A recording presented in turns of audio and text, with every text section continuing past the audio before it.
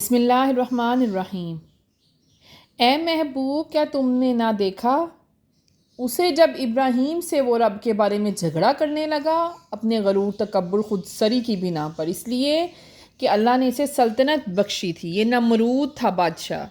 اس نے ابراہیم سے پوچھا تمہارا رب کون ہے؟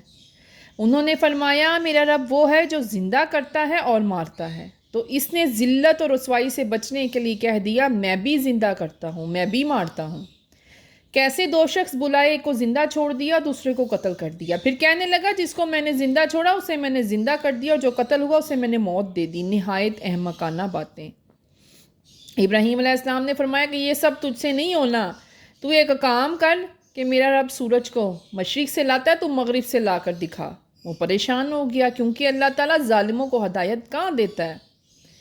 اب آگے ایک بستی کے بارے میں آیات ہیں کہ وہ کیسے بستی ویران تھی، ڈھئی پڑی تھی۔ ایک نبی کا گزر ہوا جو حضرت عزیر علیہ السلام تھے، وہ بھی اپنی سواری کے ساتھ وہاں مردہ پائے گئے۔ اللہ نے 100 سال بعد انہیں زندہ کیا، دوبارہ ان کے مردہ جسم نے جان ڈالی۔ پھر اللہ تعالیٰ نے پوچھا کتنے عرصے سے یہاں ہو؟ وہ کہنے لگے 1 دن یا شاید آدھا دن۔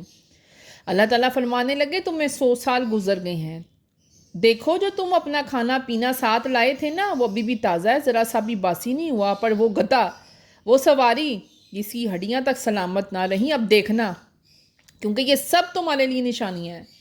کیسے میں اس ہڈیوں میں گوشت چڑھاتا ہوں، کیسے کھال آئے گی، کیسے بال آئیں گے۔ اور جب اللہ نے روح پھونکی وہ چلنے لگ گیا۔ وہ بولے میں سمجھ گیا اللہ، میں سمجھ گیا ہر شے پہ تو قادر ہے۔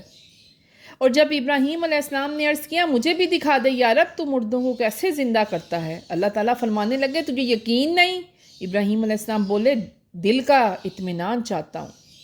اللہ تعالیٰ فرمانے لگے چل جا 4 پرندے لے کر آ، انہیں ذبح کر، گوشت کا ایک ایک ٹکڑا پہاڑ پر الگ الگ رکھ، سر اپنے پاس رکھ لینا۔ اور جب اللہ نے روح ڈالی ان میں تو وہ کیسے بھاگتے دوڑتے ہوئے آئے۔